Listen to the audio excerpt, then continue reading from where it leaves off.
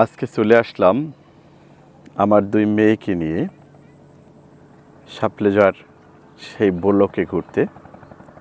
আসলে পরিবেশটা খুব সুন্দর। এই যে সামনে বোলকে তারা বসে আছে এবং তাদের খুব শখ ছবি তোলার, অনেক ছবি তারা তুলেছে।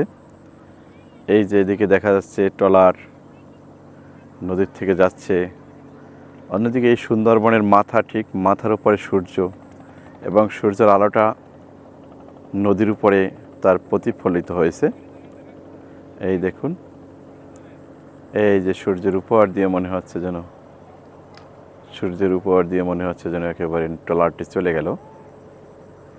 আসলে এই প্রকৃতির কোলে আসতে খুব ভালো লাগে। এই যে চলে গেল। অনেকগুলো ছোট ছোট নৌকা আছে, তারা জীবিকার নির্বাহের জন্য তারা মাছ শিকার করছে। অন্যদিকে এই যে আমার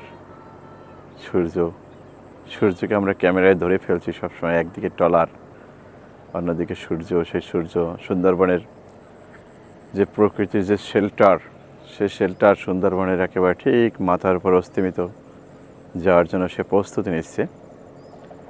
অন্যদিকে আমার দুই মেয়ে বসে আছে, এই সূর্যের সাথে করে একটু ছবি তুলবে।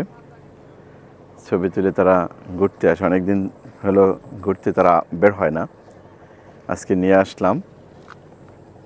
এই যে আমার ছোটো মেয়েটা খুব দুষ্ট, সে ছবি তুলতে চাচ্ছে না, হাসাহাসি করতেছে।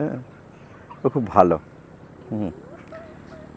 এই যে এদিকে যে বিভিন্ন লোকজন আসতেছে মোটর সাইকেল যোগে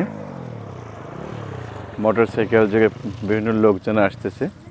এখানে অনেক ভালো লাগে। এই স্লোপটা যে নামানো হয়েছে সম্পূর্ণ ব্লক দিয়ে, এই ব্লক দিয়ে বেরিবারটাকে প্রোটেকশন করা হয়েছে যেন না জায়গাটার নাম আঞ্চলিকভাবে মানুষের কাছে ব্লক হিসাবে পরিচিত অনেক।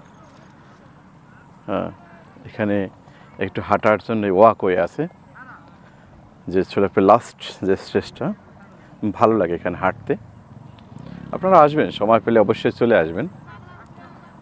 জীবনে ঘুরতে না বের হলে তো আর ঘোরা বেরই হবে না, হুটহাট করে বেরিয়ে পড়লেই হয়। আসলে এখানে প্রোগ্রাম করে আসার কিছু নেই। প্রস্তুতি জীবনের সেরা প্রস্তুতি। সেজন্য চলে আসলেই হয় মোটামুটি।